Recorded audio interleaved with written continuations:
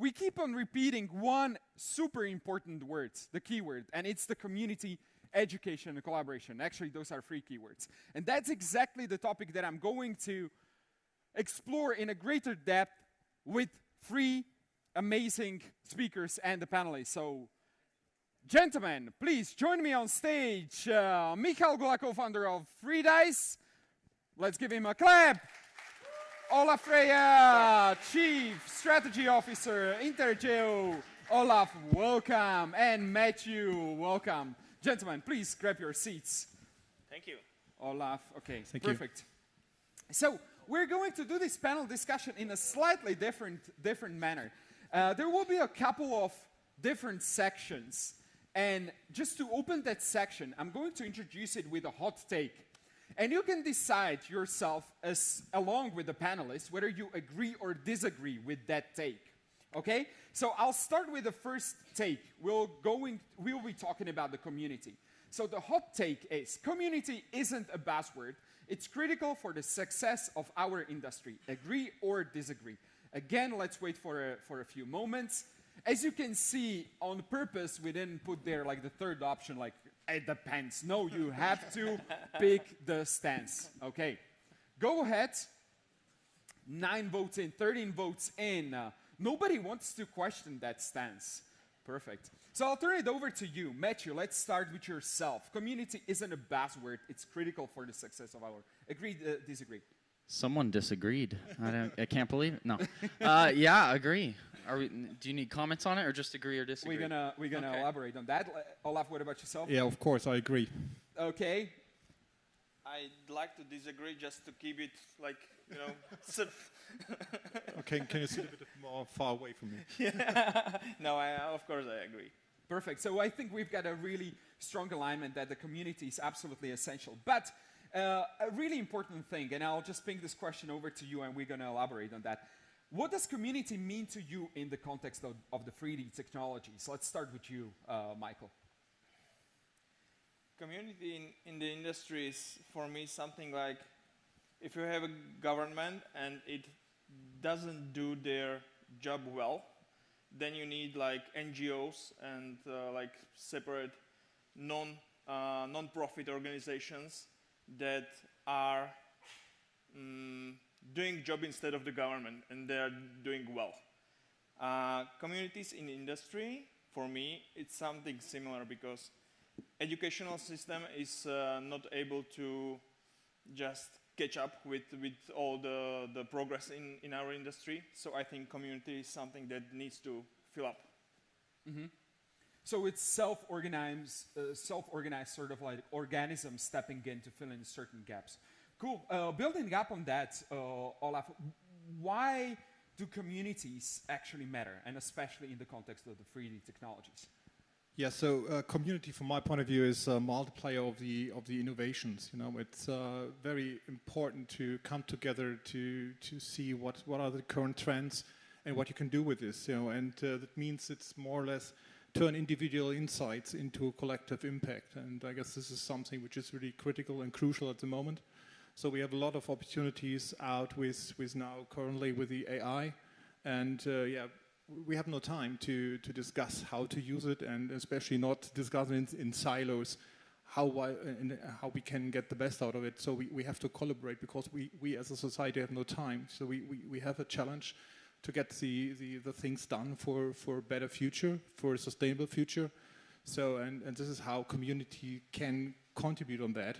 To do it in the best way forward. So, but it means, as you can see it here, it means a different approach. You know, so it's not that we are competitors. So we collaborate to bring the industries forward, but not only our geospatial industry, but also the application industry, which benefit from all these developments, which you could see here today, but also what you could see at Intergeo, for instance. Yeah. And following up on that, like you've been building the Intergeo for 17 years, if I'm not mistaken? So as a company, it's now in the 30th year. So right. For me personally, it's my coming out the 19th Intergeo, because I had a pause of 10 years. So it's anyway, but it was not a sabbatical. Yeah, so for Intergeo, Intergeo is of course maybe an example. When you look back, the story began in 1995 when we took over the Intergeo, which called their Geodatentag. So it's a really typical German word. So the owner of the Intergeo is a DVW, for those who are not knowing this. So we are here on the behalf of the DVW, and we are the organizing partner of the Intergeo, and support them on the strategic base. Yeah, we took over in 1995, and when I came into this business in the exhibition industry, because before I was a surveying engineer, working 5 years in this segment on the GPS part. Yeah, then changed side in 1998. I became a project manager for Intergeo. So we were in Wiesbaden, so this city close to Frankfurt, and it was only 170 exhibitors. When you fast forward now to now, we have 600 exhibitors, nearly 18,000 visitors on a yearly base.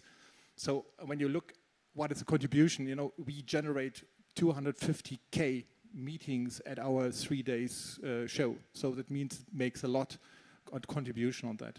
Unbelievable. So really, events like this one and yours are really incremental and essential for building that community. And I would love to pass that over to you, Matthew. You've been also building the community for more than 5 years, if I'm not mistaken also. So what would you say, how mature is the community of the 3D technologies? Yeah, I mean, to me, I think it's a critical part of the path forward, because there's so many people that are still in silos. There's companies that work in silos. They aren't, connecting with each other. And I think unless people take the step to create these communities and put on these events and draw people together, that problem doesn't go away. And one thing that comes to mind too for me about why, what is community too? Like, we say we're community, what's so important? Exactly. What does that actually mean? To me, it's truly wanting to make other people successful. Like, it's bringing the best knowledge that you have and really being willing to share that with people in a way that helps them, helps their industry, helps their company, helps them in their career path. And I think so many companies historically, really have that competitive mindset of like, we have to outdo each other. We want all the best, for ourselves. And truly, it's a cliche saying, but the rising tide lifts all boats. Well, there's a lot of boats, and I think the more that we can connect and help actually rise the tide, and somebody focus on that, it really helps each business and each company. And it makes a really long-term, massive impact on the industry, because I'll throw out one example. If we don't talk about all of the scanner devices that exist and the different applications for them, and when you should use a mobile and low accuracy, or when you should use a high accuracy and terrestrial, well, people are going out and trying things on their own, and sometimes they fail. What does a failure in a project do? It puts distrust in a technology. It puts distrust in an industry. It makes clients not want to pursue the technologies anymore. The benefits that come from people really coming together and sharing knowledge, it increases the entire market, because people are performing better work. They understand workflows. They meet people that they should partner with and use in a technical workflow. And ultimately, that brings more success to everybody involved. So truly, collaboration actually brings more opportunity to you than thinking, this competitive way. So, and gentlemen, all three of you are actually an amazing example of the collaboration. And I would love to pass the next question over to you, Michael. So you came up with an idea of organizing the Free Dice conference, and you got the support from these two gentlemen. Tell us the story. Everything what was mentioned here is absolutely true, and we could see it in our market that clients are uneducated, people providing services are uneducated. Each and every company that is selling only their own equipment or solution is just trying to push their brand and their solution because they're claiming they are the best. In reality, there is no one tool that would fit all the projects. So every professional company providing scanning jobs or basically digitization of objects, they need to work with different tools, with different softwares. Usually it's a combination of several brands that are, at first glance, they are in a competition, But in reality, these companies, they usually are using the combination of those brands. So there is no professional service provider that would use only one brand, because it doesn't make sense, because there is no brand that would fit like all the applications that there are. And gentlemen, can you elaborate on actually how this conference came about? Like, what was the point? What was the moment, when things started working together and you got the support from these two gentlemen? Yeah, so we had many discussions with Thomas Barnas, with the co-founder of the Free Dice, about how we could leverage our presence on the market, because Thomas is very well known in the professional field of photogrammetry all over the world. He's in almost all the possible professional groups, online, offline, wherever, and he's very well known.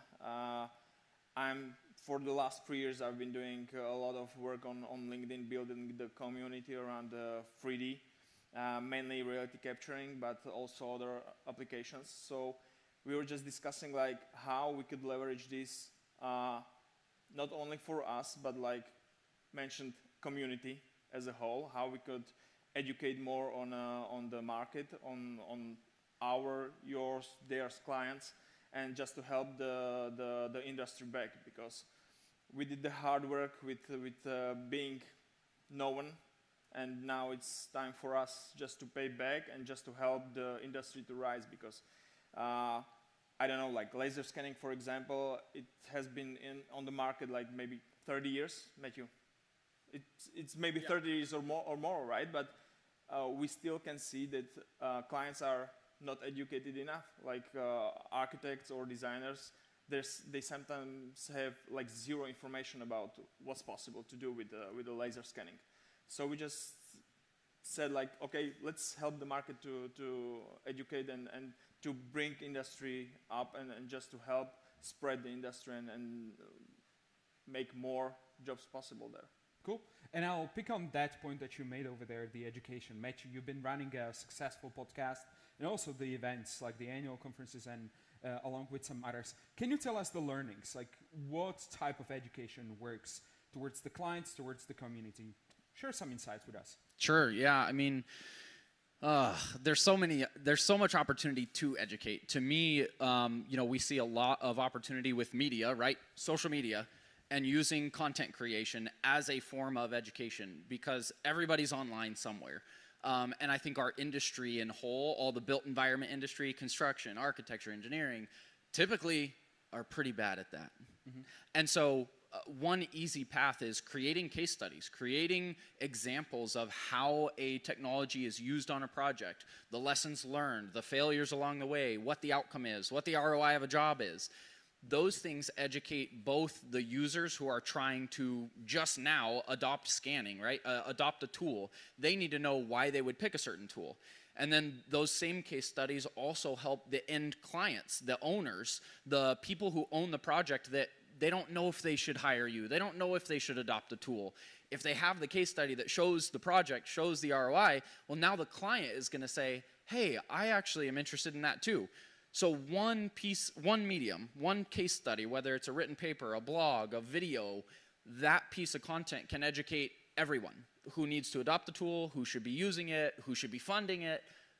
That's one example of an area that we think, and it's one reason when we started our conference, a big focus for us was we're going to do one stage and we're going to film every single presentation. Why? Because a lot of conferences we go to have all these breakout rooms, and you're educating 30 people at a time, and then it dies right there with those people. And so for us, it's like, look, if we film this and turn this into useful content, we can put on YouTube. Guess what? That's one of the biggest search engines in the world. People go on there to search. Yeah. So repurposing content in a way that actually spreads awareness to people that are looking for information to learn. Those are a few thoughts. Perfect. That's amazing. And actually, we are going to touch on the topic of the education, even the traditional one. So I would like to ask you once again to vote on the hot take. If we can get the poll basically over here just before we go deeper into this topic. Can we get the poll on the screen, please? So the hot take is traditional education is actually failing the 3D industry. Like, what are your thoughts on that? Matthew mentioned some of the activities that they are doing, whether it's a case study or repurposing the education and sharing those with other clients, which is fantastic. But what are your thoughts on traditional education is failing the 3D industry? And I'm going to turn it over to you, gentlemen, in about a second. So once again, can we get the Slido, please, on the main screen so we can see the results, please? Perfect. So almost 80% say that agree, which is pretty strong, actually, votes. Over there, 22 disagree. So I'm going to actually turn it over to you, Olaf. So what are your thoughts on the traditional education within the 3D industry? Like, where do the universities stand? It's a good question. You know, so we as a platform, we have to take care that we contribute on reducing that failure. You know, and as Matthew said, so to spread the knowledge and sharing the knowledge and the best practice with the industry to close the gap. It's of course not an easy one. And especially when you look around and you see how fast the technology is running and changing, it's also a bit critical to keep on path, you know, to follow up what is the latest trend to integrate it in your solution. So on one hand side, yeah, it's a kind of a race, you know, and we speed up over the last couple of years, I would like to say. But on the other hand, yeah, it's something that it's not clear where you can find the best information, knowledge, and information about that what I need for doing my business in the best way forward. And yeah, so we are back on the topic of collaboration. So that means we have to think about how we can accelerate this by bringing together the different people, experts from the industry, by collaboration like here with the Geo 3Ds and also with reality capture network. So this is something where when we combine things, when Michael says, okay, we have a huge community behind as an influencer with the followers and also with our network, maybe we can contribute to give them a kind of an orientation where they can find solution. You know, so this is something how I see it at the moment. Olaf, you mentioned that you've got a collaboration with the University of Frankfurt. Is that correct? Yes, of course. So we are looking into it, and it's about the young talents, you know. And what we will do in Frankfurt this year is collaborating with the university and bringing over the students and organizing walk and talk tours. So it's the first time that we do this. So we will have a dedicated area inside the InterGeo, which is called Geo Campus, where we have a get together for the students, a point where they can come together, and then there we start on a walk and talk tour, so that we bring them along a specific topic which we are discussing with the universities, which is also aligned with the semester topics, to bring them alongside the show and bring them to the exhibitors to see what is the topic about, to give them an idea what they have to learn in that semester. So this is something what we try new. It's we see how it works, but so the university is totally happy and excited about this opportunity, and yeah, I'm too, to see find new ways to bring young talents into this industry and close the gap a bit. It's really awesome. And Michael, I know that you have invited, or we've got some students over here sitting over here. So what is your take on the traditional education within the 3D industry? Only the worst. I mean, I think it's really not only about the 3D industry, but I can see the lack of good and up-to-time education in almost all industries. But since we are speaking about 3D, please prove me wrong, but I don't know about one university or one school that would be able to teach things that you have seen so far today and you will see tomorrow. Not a single one in the world. It doesn't matter, Harvard, Oxford, it doesn't really matter. There is not a single school that could teach this, what you have seen. This is only experience. This is only failing forward, actually. It means millions of money spent on just trying, exploring, testing, buying stuff that you won't use because you just realize it's shitty tool, but at the end there is always a success. If you keep exploring, if you keep grinding, if you keep hustling, there is always success at the end. So that's my point. Like, education will not be able to catch up because, for example, tomorrow we will be speaking about the Gaussian splatting. This technology exists only for 2 years. There is no professor on earth that would be able to implement this into educational system right now. Okay, so the only way how to educate people about this are these conferences, communities, and collaborations. And you folks are doing absolutely marvelous job of bringing really those experts and making that knowledge actually shine over here.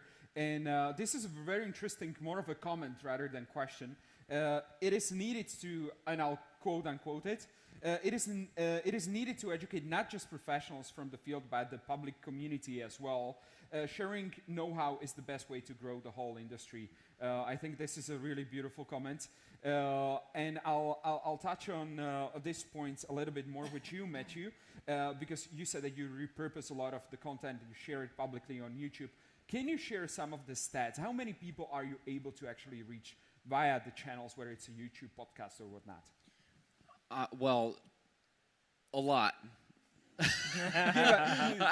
mean, millions per year, right? And because people also don't realize that the amount of reach you have when you look at all the different social platforms, it's not even just your own, following. It is the reach that spreads because people like, people engage, people repost, people share. Everybody that you're connected to can interact with yours that then spreads to their network. Like, it's massive. It's a very untapped potential for our industry.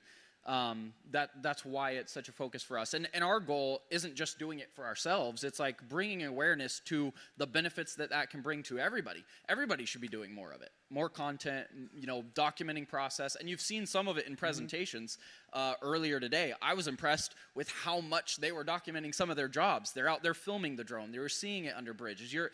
That is more of what is needed to inspire people to even have interest in this. If you walk onto a campus and you ask students what they're going to school for, they would have no idea any of this exists. And yet, you show them some of these videos, they're going to go, wow, that looks really cool. Like, how do I get into that? And yes, back to even the point of, like, is education fulfilling the needs of this industry? I don't want to say, nobody should go to college. My experience was I went to no college. All of my learning was hands-on, on-the-job training, and I built and sold a successful scanning company in this industry. And that's why I repurposed my experience to now tell others. It's like, look, if you don't know what you want to do coming out of school yet, look into these technologies because companies are trying to hire right now. There's a lack of people that understand this technology. You can get an internship and get on-the-job training and learn how to do things you won't learn in school. It's hard for universities to keep up with the technology fast enough. There are some out there that are doing great research. They're trying to get ahead. I've had 4 or 5 universities in the States ask me about, can we find, industry professionals that will be on the board or advise us on the path to educate? But there's really a lack of skilled people. All of this is on-the-job learning. And unless these people quit their job and go to teach at a university, then there's just a gap there. Got it. And Olaf, I saw at multiple times you were nodding your head. What are your thoughts on this? Yeah, so Matthew is totally right. So it's showing how great our job can be.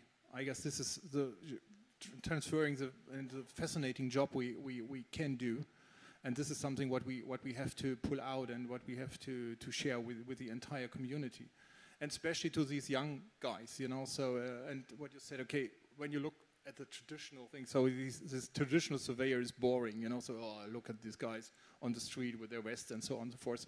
But flying a drone and contribute to great things, I guess this is something which really make people excited to join, and this is a bit of the idea behind what I mentioned earlier, what we will do with the students in Frankfurt.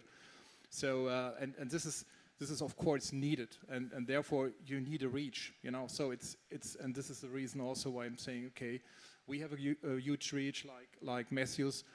said as well. So and also with Michael Reach. So I guess we would like to push a bit this thing to do things in a different way, hopefully in a better way in the near future. Brilliant. And out of curiosity, you've got 17,000 people joining the exhibition/conference. Can you tell us a little bit more of the details? What type of people actually join your event? Like, what's the general public, so to speak, and people from within the field? So yeah, we have a mixture, and we had a discussion about what is the community. Of course, the community is a bit different shape on our side, you know. So we have the guys from the municipalities. We have the guys from the core industry, which are related to produce and develop the technology, but also collecting data. And doing these great things on the sensor part, which is amazing at the moment. What we can do collecting data, but also we have the typical universities with us, which is also important. And where we are now focusing a bit more is on the application industries. But this is something what we discussed earlier.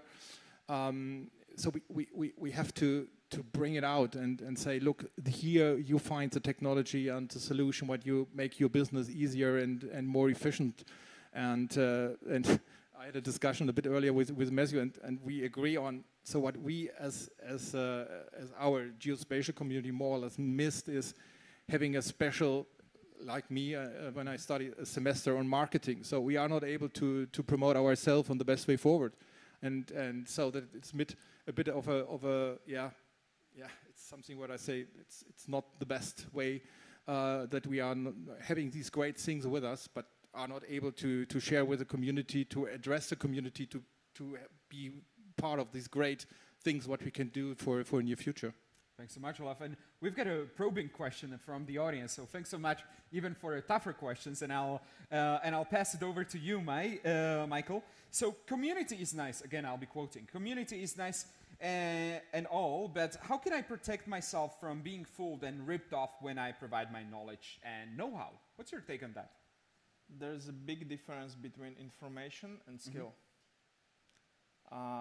Just imagine that the Michelin chef would give you a recipe to his best meal. Do you think you would be able to cook it? No way. Not. Because you're missing the experience, you're missing the skill, you're missing all the failures before. So no, you don't need to worry about it. Second thing, people are lazy asses. They really, like, to having the information is nothing, because people usually, they lack activity. They lack the first step. The first step is the toughest. Like, I want to congratulate all of you that are here, because you did an amazing leap into your future, I think. I really honestly think so, because we put together amazing speakers here that are sharing like years and years of their own education, failures, skills, and everything. So I really think that you are really lucky, guys. Congratulations to you.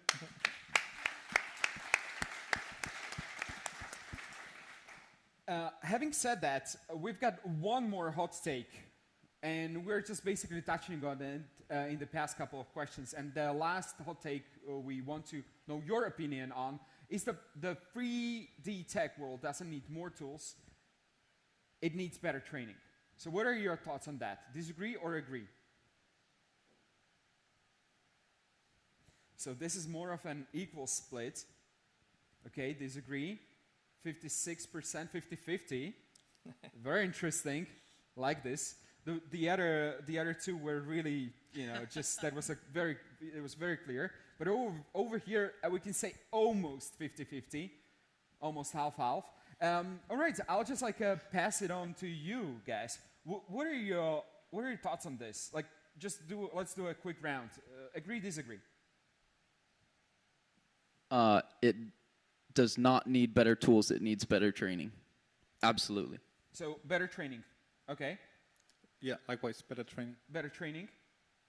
Michael, what about yourself? Am I allowed to say it depends? Or this is prohibited answer? It is prohibited. Agree or disagree? If agree or disagree, then I agree. You agree that it needs better training. Perfect. So on that note, what training / knowledge do you think, gentlemen, is most urgently needed actually right now within this space? Let's start with you. I mean, the first one that comes to mind with me is, my background came from land surveying. And I first got into this industry by getting introduced to a laser scanner. And over the last 15 years, I've watched so many companies fail at the basics of how do we properly scan? How do we integrate control? Which device do we use? How do we keep it accurate when it's a critical project? Today, people that are entering the industry still don't have the answers to that. They don't know which device they should use for which type of project and which type of accuracy. And so there's nobody guiding that conversation. That's one of our number one conversations is we have to train on the differences between the technologies that exist and help educate people and guide them to the right path of, and you hear people say it all the time up here in presentations, the right tool for the job, and then they leave you at that, and you have no idea which tool to use for the job. And that's why I think the education content around case studies, comparisons of processes, outcomes, we have to educate on those so that if we're going to grow this industry, people are starting off on the right foot rather than running their head into the same wall that those that have started early have already done. So that's the first piece. Got it. Olaf, what about yourself? I would like to open a bit of different view on that. So I would like to say when we as an industry would start every time developing any tool with the technology first, but starting with the customers, what are the customers' needs, to go backwards, what kind of technology we need to serve them the best. Mm-hmm. So that would make also the usage easier for them, because it's more easy to handle it. You need less education because there are more, and you know it from the game industry, So it's easier to play a game where you maybe from the usability, when you have an easy entry. So from our point of view, we start always with a technology, and we are so proud to have this technology, but it's so complicated and so complex to understand it. So maybe it can be a way. A different way to start with the customers, with the users, and start with their needs on their job to develop a product. Mm-hmm. Got it. And Michael, I would wrap up this cool conversation with your take on it. So collaboration, community, education, all these things. What drivers will be pushing the whole industry forward from your perspective? Content creation. I think Matthew said it, too few people are sharing what they are actually doing, what they found out, what they are exploring, what they want to explore in the future. Just a little statistics from LinkedIn. You have to understand that only 1% of people that are active on LinkedIn are actually creating content. So if you are looking for some kind of audience, for some reach, you are in the best position ever. We're in, pardon my French, but we're in a fucking sexy industry. You cannot imagine what would salesperson of insurance would pay for having such a visuals that we have. We have these beautiful data sets. Please do capture video, do renders, do the backstage shootings of how you do this stuff, and just share the content. I think this has to be the engine of sharing knowledge and building more community and education. Michael, Olaf, Matthew, thank you for sharing your knowledge, your insights, and for making actually this conference happen. Please, let's give these gentlemen a huge round of applause for bringing us over here, for bringing all those case studies on this stage. As you said, this is an absolutely unique platform where you can see a unique content. Ladies and gentlemen, thank you so much. We're going to have a break of about 25 minutes. The coffee and snacks will be served in this part of the hall, and we'll be back at 5 p.m. for the last section of amazing content. Thank you so much. Thank you. Gentlemen. Thank you. Thank you. Thanks so much.